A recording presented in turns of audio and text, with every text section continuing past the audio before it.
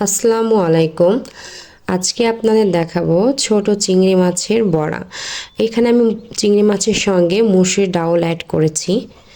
এজন্য আমি ছোট চিংড়িগুলোকে ধুয়ে বেছে নিয়েছি, ভালোভাবে পরিষ্কার করে নিয়েছি। এভাবে এগুলোকে ভালোভাবে পরিষ্কার করে নিতে হবে পানি দিয়ে। এখন এর সঙ্গে আমি মসুর ডাল অ্যাড করব, এজন্য প্রায় 1 ঘন্টা আমি এটাকে ভিজিয়ে রেখে এখন বেটে নিব ভালো করে। এটা আপনারা ব্লেন্ডারে বা শিলপাটায় বেটে নিতে পারেন। আর চিংড়ি মাছগুলোকে আমি একটু হাত দিয়ে মেখে নিব, এটাকে ব্লেন্ড বা পাটায় বাটবো না। এখন এর মধ্যে আমি বেটে রাখা মসুর ডাউল অ্যাড করব, আর এর সঙ্গে অ্যাড করব পেঁয়াজ। আমি এখানে প্রায় 1.5 কাপের মতো পেঁয়াজ ইউজ করেছি। এখন আমি বাকি মশলাগুলোও দিয়ে দিব। আমি এখানে কাঁচা মরিচটাও আমি বেটে নিয়েছি যাতে করে মুখে না লাগে। দেখুন, আমি 4-5টা কাঁচা মরিচ বেটে নিয়েছি। এখন একটু রসুন বাটা দিয়ে দিচ্ছি, 1 চামচ মতো লবণ, হলুদ, মরিচের গুঁড়া আর জিরা গুঁড়া এবং ধনিয়া গুঁড়া।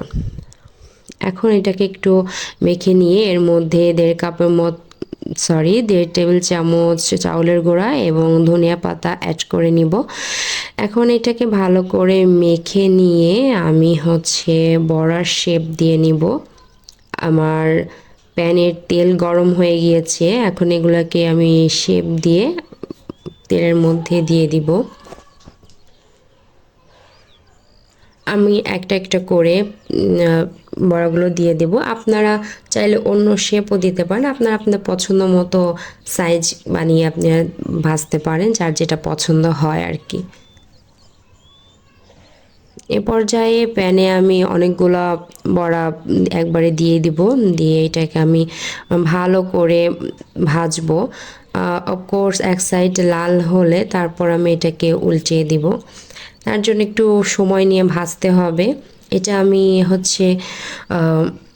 মিডিয়াম আঁচে ভাজবো, বেশি বেশি তাপ দেওয়া যাবে না। বেশি আঁচ হলে এটা ভেতরটা কুক হবে না, বাট বাহিরটা পুড়ে যাবে। এজন্য এটাকে মিডিয়াম আঁচ দিয়ে আমি ভেজে নেব উভয় পাশ।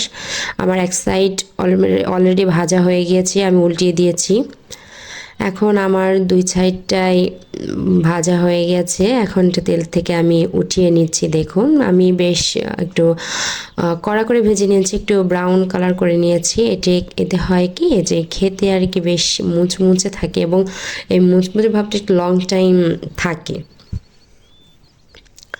দেখুন, আমার বড়াগুলো অলমোস্ট হয়ে গিয়েছে এবং লুকটাও অনেক বেশি সুন্দর এসেছে। দেখেন, আমি বেশ ভালো করে একটু ভেজে নিয়েছি, আপনারাও কড়া করে ভেজে নেবেন।